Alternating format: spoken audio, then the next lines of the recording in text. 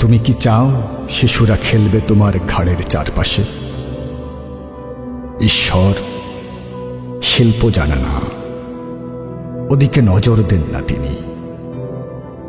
নরকের ধোঁয়া থেকে যে শিল্প মাথার ভেতরে জাগে, যতক্ষণ না মস্তিষ্ককে ঘাটানো হয়, যতক্ষণ না হৃদয় হয় রূপান্তরিত।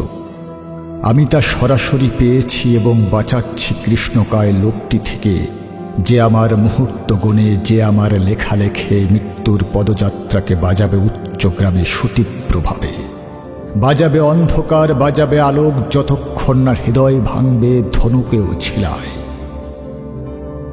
সুতরাং আমরা সর্বদা সাহসী ভীষণ, থামি না কখনো, বিশ্রাম নেই কোনো। বেশি সাবধানী জড়তা কখনো নয় যে প্রতিবাদ করে নিঃশেষ হয়ে যাব।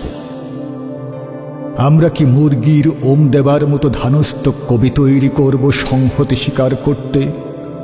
না, তা কখনোই নয়। কারণ চাহিদা ও কার্যক্রমের স্বরূপ বুঝতেই হবে, এরা আমাদের সঙ্গী চিরকাল।